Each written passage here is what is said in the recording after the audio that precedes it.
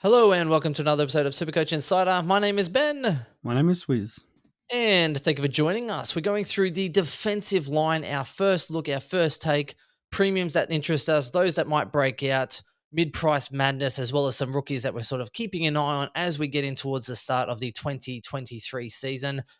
Before we move on, though, SC Insider 100, you can find us on Facebook, Twitter, and Twitch. Also, all the audio platforms as well. So, Spotify, Soundcloud, Stitcher, you name it. And on YouTube, just search for a Supercoach Insider. Like, subscribe. We've got a lot of stuff coming this preseason.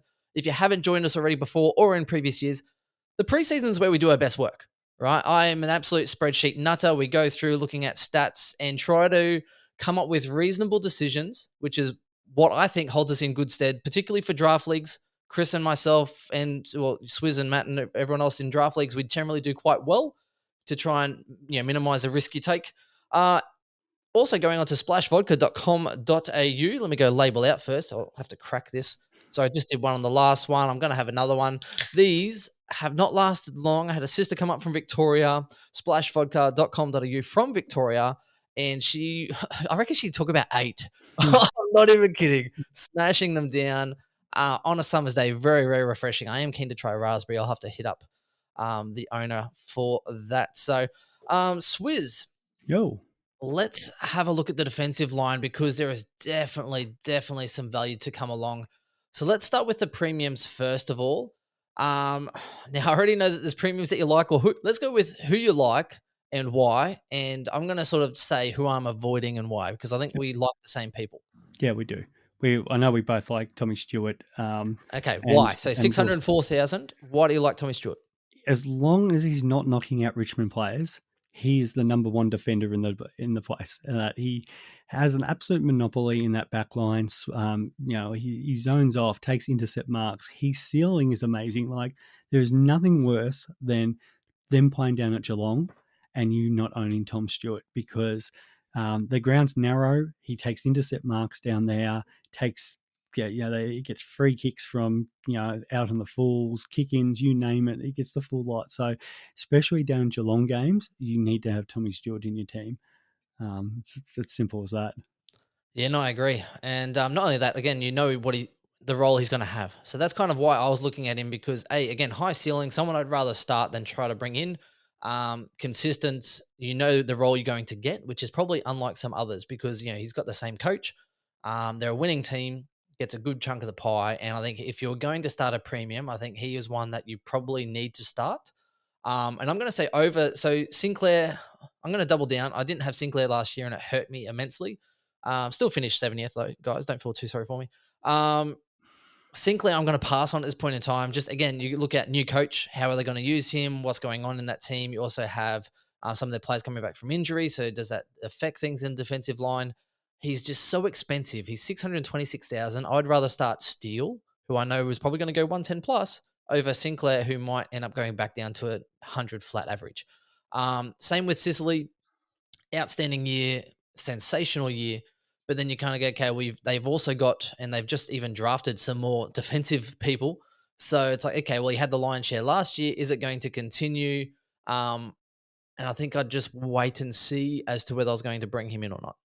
I Yeah, like I agree. Sicily, but for Oh, yeah. 624,000, when you look at, Giath and stuff, if they're fully fit, Scrimshaw, you have a whole bunch of brain. What's the other guy's name? The Ranger Grass. Yes, and they've just drafted another one, and then you've got Day. Is Day going to be the extractor this year? So I'm like, okay, I think Sicily had a great year, but at 113.5 average at 624, again, I'm probably preferring to spend the extra $10,000 to get McRae over Well, a I Sicily. think Sicily down there would see a lot of ball because I think Hawthorn are going to be putrid this year, and it's not any fault of their own. They're rebuilding, and the Hawks since 1970, no team's had more success than that club. So if you're a Hawks supporter, yeah, you can cop a couple of bad years down the bottom rebuilding with Sammy Mitchell there. The worry always is, does he ever get sent forward? And there's more of a chance of it now because Gunston's gone to Brisbane. So that is always my worry. And that's like, I got burnt last year because I didn't bring in Sicily because I thought that might have happened more last year. But because of how bad Hawthorn were, he did get a lot of ball. But as you said, if those defensive options, young defensive options are hold up, their bodies hold up. They got to get games into them. They might still keep him down there as that senior body, but does that mean then his role changes and he has to play a little bit more defensive? Does it actually help him and go the other way? And if it does, well, great. But I don't see you increasing too much from a 113. Like most defenders, that's their maximum. So you're Yep. paying for what you got. I would hope that he gets one of those games where he does go forward, scores about a 50, knocks somebody out, and then pick him up cheaper in a few weeks after that. Fair enough. Who's the other one that you really like, Swizz? Yeah, like Dawson. So we know he had a breakout that year at Sydney, went to Adelaide, and it just showed why they got him. Yeah, he's still a defender, which is good because he's obviously played enough games down the half back with Laird playing in the midfield. But yeah, he was getting up on the wing, he's getting up in the midfield. He worked really well with Laird in that when he was in the midfield, so I think they really complement each other. So nothing changes for his role. He was their prize recruit, and yeah, it's just the sort of guy that you want. He's getting 20, 25 times. He loves to kick the ball. I just think he's that perfect defender that if you're going to pay up for somebody, you've got a lot of confidence that he's going to go 110. Yeah, or even with Sicily and Dawson, I know it might seem like a lot, but if you need to start a couple premiums, they might not quite get those same heights, right? I can't remember a year when so many defenders have scored well, right? Hmm. But at a bare minimum, I can see Stewart and Dawson averaging you 100 plus easy, which is still top 8. Yep. So as far as looking at top 6 sort of relevancy, they're two that I could pretty well be sure that they're going to be around the mark, and that's what's kind of selling it for me at this point. Those who I'm not sort of looking at, Doherty, I think, had a great run, and I'd be keen on him if he sort of dropped a few prices, but he started off absolutely on fire. Um, and then you have sort of Sard and Williams. Williams, if he's fit, will he take a little bit of that? Carlton, are they going to try and rebound a little bit differently or score differently?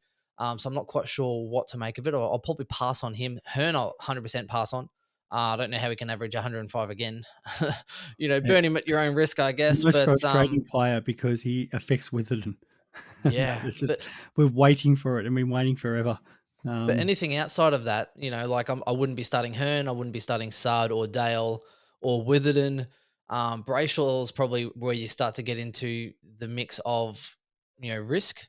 Um, Risk versus reward there. yeah, He's pretty got the much. potential to go a little bit higher depending on the midfield time, but we know Oliver Petrarca is their first two, and then Viney and how else do they structure up after that? So always a bit of a risk there, and how much midfield time versus defensive time he gets.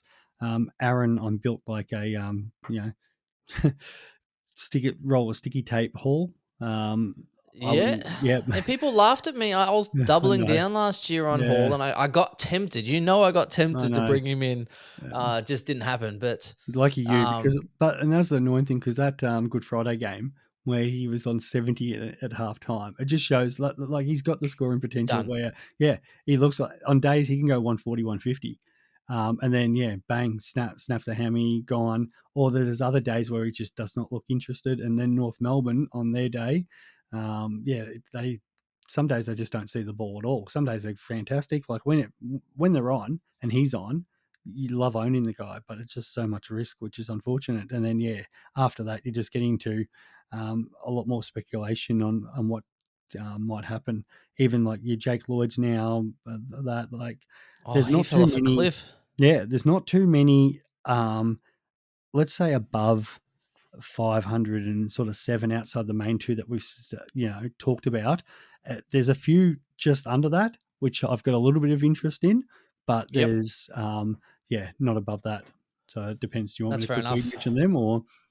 Quickly speaking on Brayshaw as well, you've also got Seagull Hunter going with Langdon on either side of the Yeah. wing, I imagine. So pretty much for him, it's either you're in the guts or you're in defence. Yeah. I can't see him getting any wing time when you've got Hunter and Ed Langdon, who are Mm, probably two of the best wingers in the competition. Let's face it. And I give Hunter so much crap, the Seagull, but he is a good wingman. So I can really see Melbourne having a really good year. And at least with Hunter, kicking inside 50 should be a lot better as well, which does open up a question for the Dogs as to who they have running in there. But I agree. Let's move down. yeah. When we There's three that stand out that are a bit further down. And like I'm not going to. entertain Jordan Ridley. I know a lot of people have a soft spot. I think Redmond started to take his role there. Um, Yeah, and and new coach as well. So Redmond's how can actually you? Redmond's one to watch, and even Ridley. Both of them are players that I'll be monitoring, see how the new coach comes in with Scott and how that backline works, because Redmond's shown that he's got the scoring potential, and we know Ridley has as well. So it just depends on how they shape up. But it's a no to starting them, but they're definitely players that will be on my watch list. Yeah, Um, I got a soft spot for Ridley, but yeah, everyone again, does. new coach, it makes it hard. The Yeah, one that I do see some upside in is we've spoken previously briefly, Nick Dacos. The way he finished this season, if you're looking at a $500,000 player, I think it's pretty much between him and Himmelberg, yeah, as far as both had huge ceilings, huge upsides when they had the right role. And I think there's value to be had there at both of them because realistically, they should both be 550,000. mm, But it's like, well, is that $50,000 discount worth it as far as structure? But for me, Dacos, I'm watching him. If he looks on song, if he looks on fire, if he's getting a little bit of mid time, how that shift up and works. I think he's just got absolute a freak nature about him. Where I think you've only got this year and maybe next year to get him as a defender, and then he'll be a full blown mid. yeah, Um, and then at that point, you're going to be paying 550, 600,000 for a guy as a midfielder. So Walsh has done it, Clary's done it. There's definitely possibilities that he could go 100 plus in his second year. I'm just kind of waiting at this point in time because you could still, even if he starts off well, you'll still be able to pick him up for 540, 550. yeah. And it's not that much more. Where the guy that have had in my team already this preseason, Harry Himmelberg. Now my Hmm. worry is the new coach. What does the role Yes. do? Does he go back forward? But if he was to play as a sole defender again, he would be 100% locked in my team. Especially with the Now, Giants looking going to be worse this season. Yes, Penny. and who was their number one draft pick? It was a forward in Cadman. A key forward in Key Cadman. So I forward. think if anything, that probably helps his prospects because they won't be as desperate to have a key forward in. Yeah. That was the He's Jeremy Cameron guy that they were intercept, looking to yeah. have. His So intercept marking in games last year was ridiculous.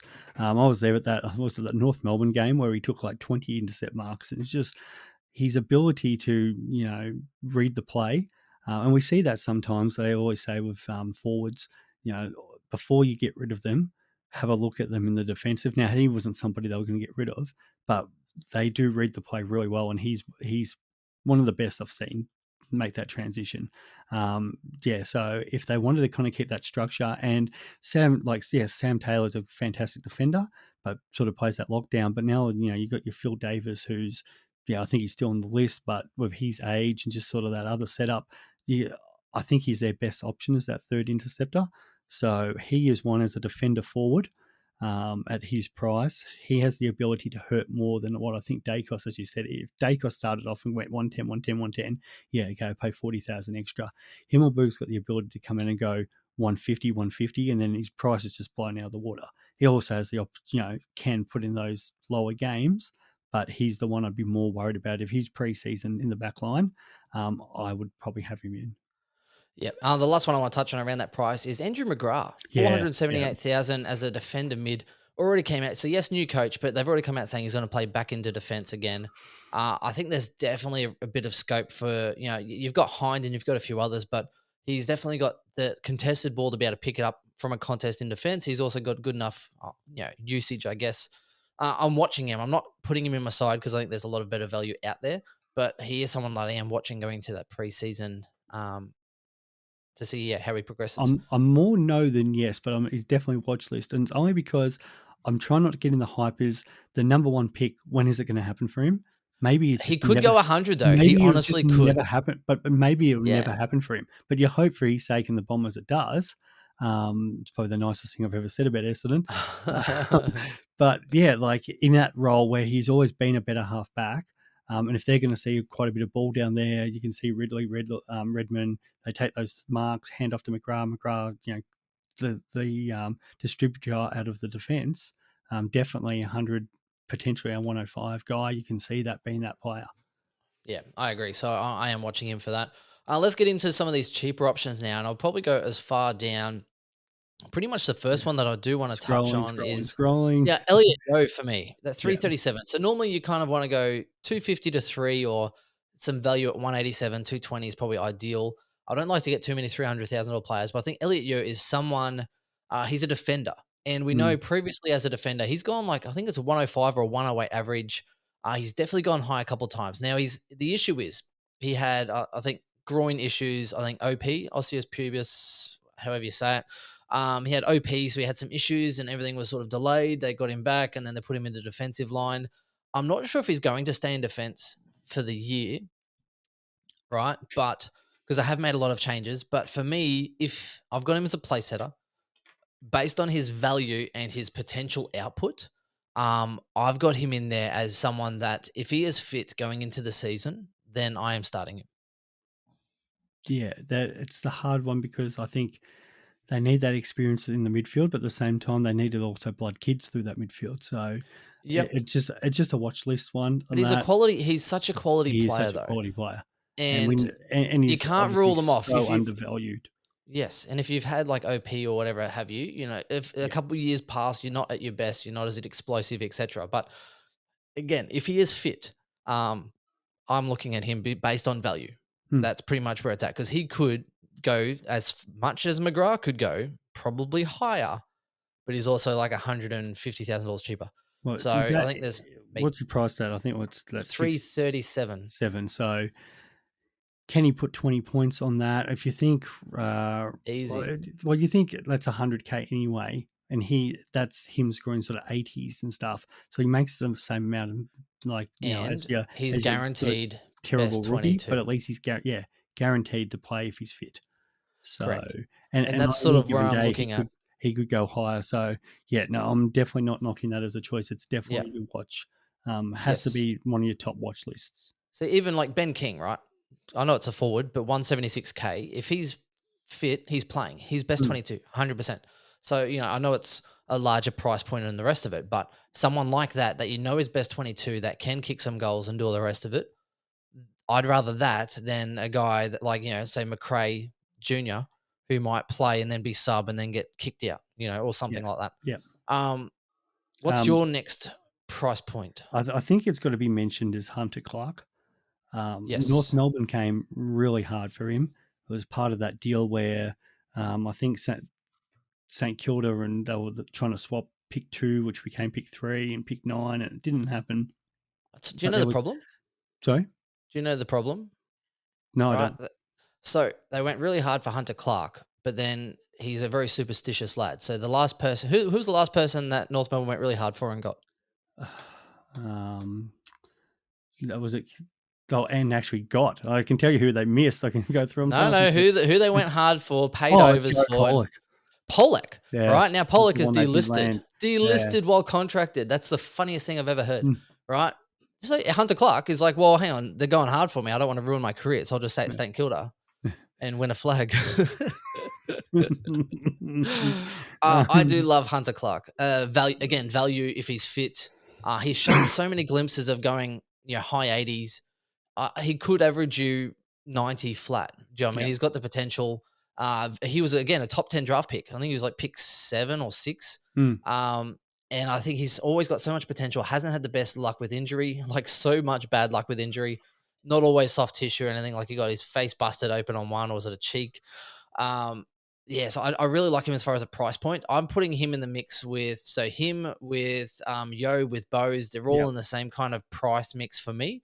Obviously, you can't start them all, but I'm watching him very intently as well. Yeah, I think some people might try to start 2, but yeah, I think definitely one of them, and that's going to be that early shape put your teams ahead. Whichever, if you pick the right one of the 3, you're going to get that, the ground over everyone else.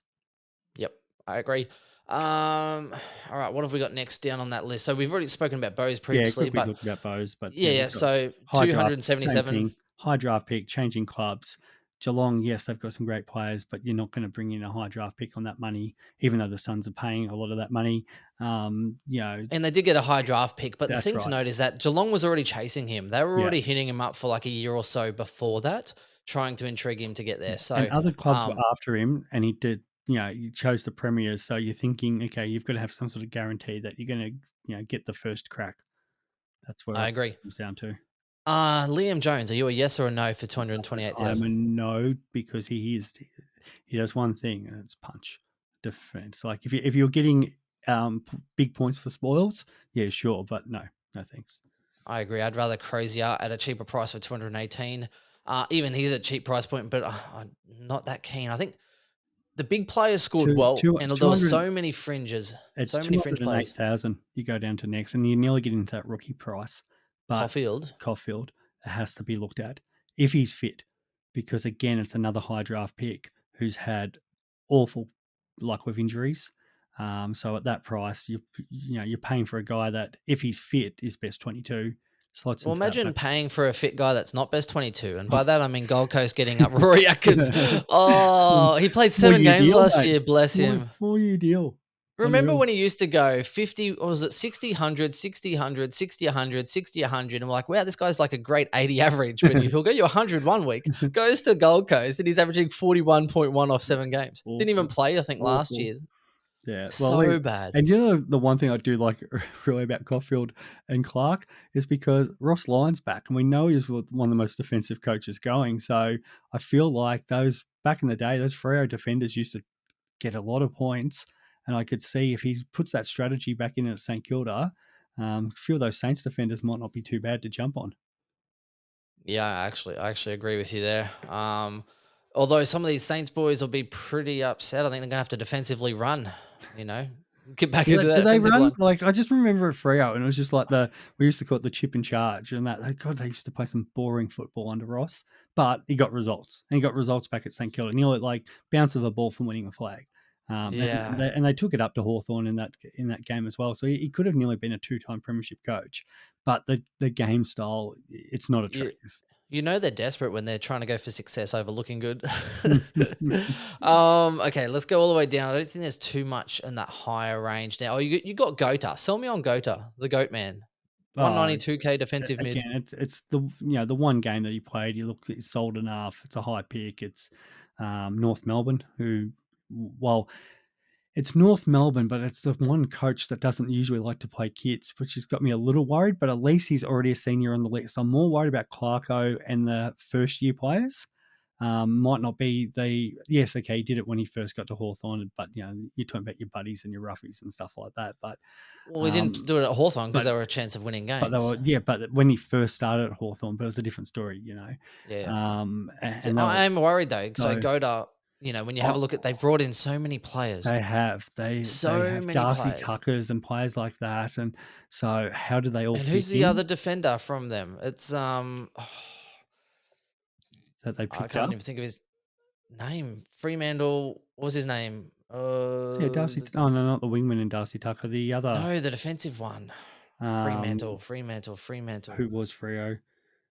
Not Oh, who was Bergman. Fremantle? Yeah, you're right. Now I was looking at the wrong section. Ah, I can't believe I've got an absolute mind blank here, Swizz. You're meant to help me Yeah, out I with am this trying to stuff. help you Griffin out. Logue. Griffin Logue. Yeah, Griffin. Griffin Yeah, Logue. It'd be in Griffin Logue. defensive line. Yeah, it's because he's not in the defensive. Oh, yes, he is. But he's 4'10". That's why I can't find him. I'm like, Oh Griffin no, Logue. he's not a value option. I'm It's like, saying well, that's is why I he couldn't going think of to him. I was just like, hang on, where no. is he on here? I said, is he going to impact like your Gota and everything Yeah, like that? well, I Because was they looking have at traded a players lot of. under 300,000. I couldn't believe he was still 4'10". He must have kicked a couple of goals up Must forward have, for Fremantle. must have. That. So yeah, no, thanks outside of that, mate. No, fair enough. Connor McKenna's probably the only other one. The more expensive ones, yeah. No, so Yeah, Godo, I one don't mind one if he was playing, but yeah, McKenna. The hard thing is, how does McKenna come back after playing in the Irish leagues for a couple of years? But he's chosen Brisbane for a reason.